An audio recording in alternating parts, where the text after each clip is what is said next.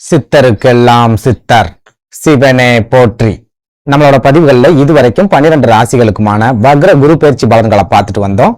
இனி வரக்கூடிய பதிவுகளில் 12 ராசிகளுக்குமான அக்டோபர் மாத ராசி பலன்களை பார்க்க இருக்கிறோம். அந்த வகையில நம்மளோட இந்த பதிவுல ராசி கட்டத்துல 11வது ராசியா இருக்கக்கூடிய காற்று ராசியான கும்பராசிக்கு இந்த அக்டோபர் மாதத்தோட கிரக நிலைகள் ஏதாவது அதிர்ஷ்டங்களையும் யோகங்களையும் கொண்டு வருமா, அப்படி இல்லைன்னா எப்பவும் போல கும்பராசிக்காரங்களுக்கு வெறும் வேதனைகளையும் அவமானங்களையும் மட்டும்தான் இந்த அக்டோபர் மாதமும் ஏற்படுத்தி கொடுக்குமா அப்படிங்கறத பத்தி கொஞ்சம் சுருக்கமா பார்க்க போறோம். அதனால கும்பராசி அன்பர்கள் இந்த வீடியோவை கொஞ்சம் கூட ஸ்கிப் பண்ணாம கடைசி வரைக்கும் முழுமையா பாருங்க. நீங்க ஸ்கிப் பண்ணி அரைகுறையா வீடியோவை பார்த்துட்டு ஜோசியக்காரன் சொல்றது எதுவுமே நடக்க மாட்டேங்குது, ஒவ்வொரு ஜோசியக்காரனும் ஒவ்வொன்னும் சொல்றான், எவன் சொல்றத நம்புறதுனே தெரியல, நம்ம வாழ்க்கையில எல்லாம் ஒரு நாள் விடிவுகாலமே வராது அப்படின்னு சொல்லி தனியா உட்காந்து புலம்பிக்கிட்டு இருக்காதீங்க.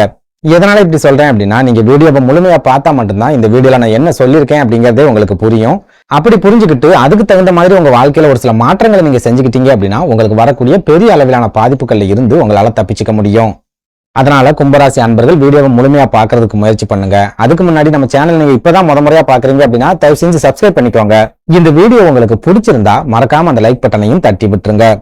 அதை விட முக்கியமா உங்களை மாதிரி தினம் போராட்டமான ஒரு வாழ்க்கையை வாழ்ந்துட்டு வரக்கூடிய கும்பராசிக்காரங்க உங்க நட்பு வட்டாரத்திலேயோ அல்லது சொந்த பந்தத்திலேயோ இருக்காங்க அப்படின்னா அவங்களுக்கு நம்ம வீடியோவை மறக்காம ஷேர் பண்ணி விட்டுருங்க.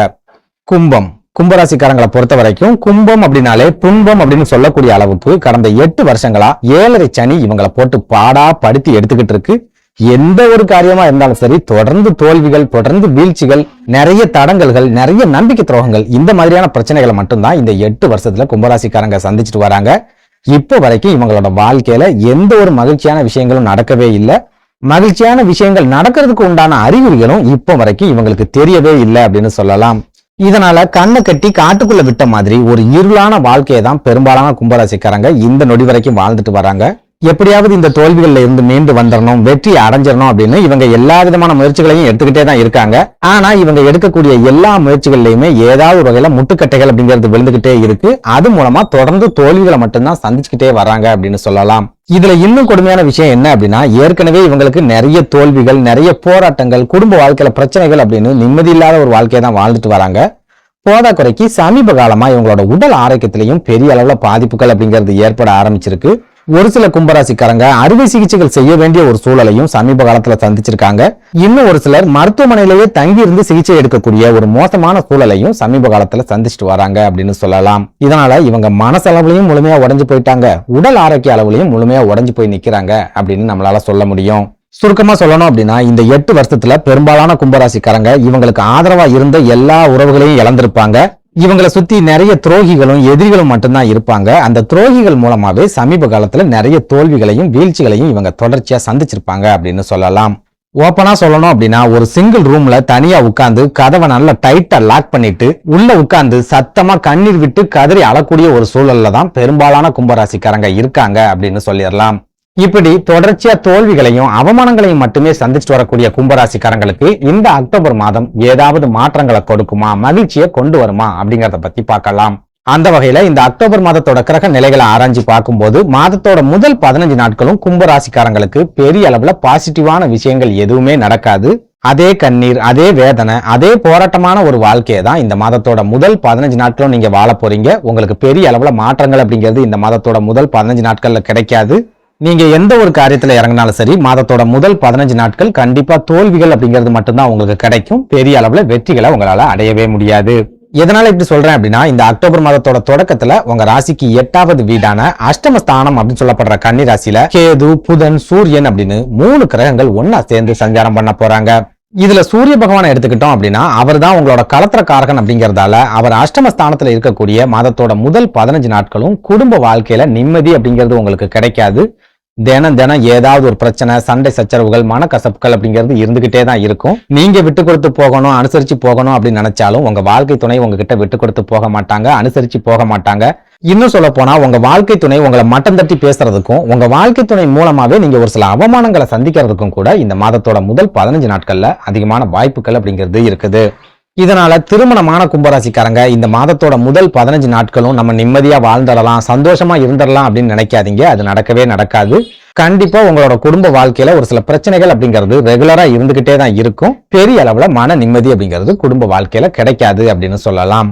இது கூடவே உங்களோட அஷ்டமஸ்தானத்துக்கு அதிபதியான புதன் பகவானும் கேது பகவானோட இணைஞ்சி தன்னோட சொந்த ராசியான கன்னிராசியில இருக்கிறதால படிக்கிற மாணவர்களுக்கு ரொம்ப ரொம்ப மோசமான ஒரு காலகட்டமா இந்த அக்டோபர் மாதத்தோட முதல் 15 நாட்களும் இருக்கும். படிப்புல சரியா கவனம் செலுத்த முடியாத ஒரு சூழல் உண்டாகும். படிப்புல நிறைய கவன சிதறல்கள் அப்படிங்கிறது ஏற்படும்.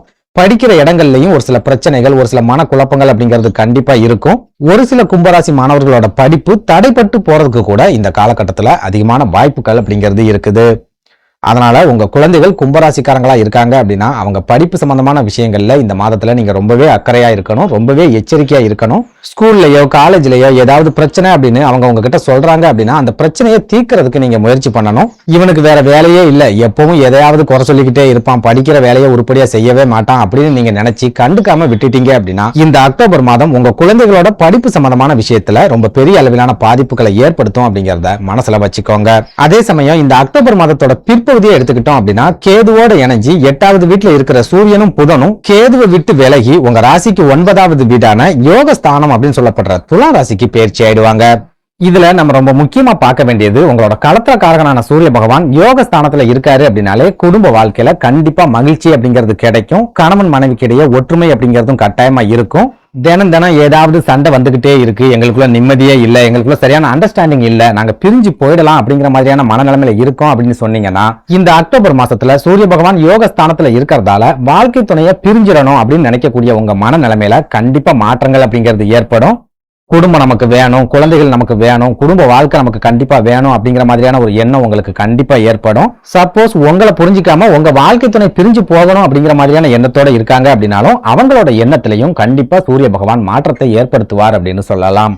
அடுத்ததா உங்களோட உடல் ஆரோக்கியத்தை எடுத்துக்கிட்டோம் அப்படின்னா இது ஜென்ம சனி ஆதிக்கம் செலுத்தக்கூடிய காலம் அப்படிங்கறதால சின்ன சின்ன உடல் ஆரோக்கிய பாதிப்புகள் அப்படிங்கிறது கண்டிப்பா இருக்கத்தான் செய்யும். அதே நேரம் சனி பகவான் தற்சமயம் வக்ர நிலையில இருக்காரு அப்படிங்கறதால பெரிய அளவிலான உடல் ஆரோக்கிய பாதிப்புகள் அப்படிங்கிறது உங்களுக்கு இருக்காது. உடல் ஆரோக்கியம் சம்பந்தமா ஏதாவது மருத்துவ சிகிச்சைகளை எடுக்கிறீங்க அப்படின்னாலும் அந்த சிகிச்சைகளை உங்களோட உடம்பு அப்சர்வ் பண்ணிக்கக்கூடிய ஒரு அற்புதமான காலகட்டமா இந்த அக்டோபர் மாதம் இருக்கும் அப்படின்னு சொல்லலாம். இதனால உடல் ஆரோக்கியத்துக்காக நீங்க சிகிச்சை எடுக்கிறீங்க அப்படின்னா அந்த சிகிச்சை உங்களுக்கு நல்ல விதமான பலன்களை கண்டிப்பா கொடுக்கும். இது மூலமா உங்களோட உடல் ஆரோக்கியத்திலையும் ஓரளவுக்கு நல்ல விதமான முன்னேற்றங்களை இந்த அக்டோபர் மாதத்துல நீங்க எதிர்பார்க்கலாம். அடுத்ததா பணவரவை பொறுத்த வரைக்கும் நீங்க சொந்த தொழில் செஞ்சுக்கிட்டு இருந்தாலும் சரி, அப்படி இல்லைன்னா வியாபாரம் பண்ணிக்கிட்டு இருந்தாலும் சரி, அதுவும் இல்லைன்னா நீங்க உத்தியோகத்திலேயே இருந்தாலும் சரி, உங்க ராசிக்கு 2வது வீட்டுல ராகு பகவான் இருக்கிற வரைக்கும் கண்டிப்பா ஏற்ற இறக்கமான ஒரு பணவரவு தான் உங்களுக்கு இருக்கும். ஒரு நாள் உங்க கைகள்ல நல்ல சிறப்பான பணவரவு இருக்கும், தேவைக்கு அதிகமாகவே பணத்தை கையில வச்சிருப்பீங்க. ஆனா மறுநாளே நீங்க சிங்கிள் டீக்கு லாட்டரி அடிக்கக்கூடிய ஒரு சூழலை இந்த ராகு பகவான் கண்டிப்பா ஏற்படுத்தி விடுவார். கடன் வாங்க வேண்டிய ஒரு சூழலையும் கும்பராசிக்காரங்களுக்கு இந்த ராகு பகவான் தொடர்ச்சியா ஏற்படுத்திக்கிட்டே இருப்பார் அப்படின்னு சொல்லலாம்.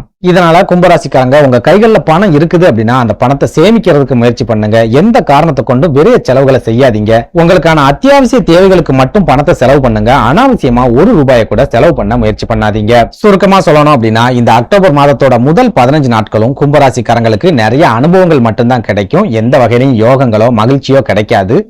அதே நேரம் மாதத்தோட பிற்பகுதி 15 நாட்களும் கும்பராசிக்காரங்களுக்கு கண்டிப்பா மகிழ்ச்சியான வாழ்க்கை அப்படிங்கிறது அமையும். குடும்ப வாழ்க்கையில நீங்களே எதிர்பார்க்காத ஒரு சில அதிரடியான மாற்றங்களும் மாதத்தோட பிற்பகுதியில கிடைக்கும். நன்றி, வணக்கம்.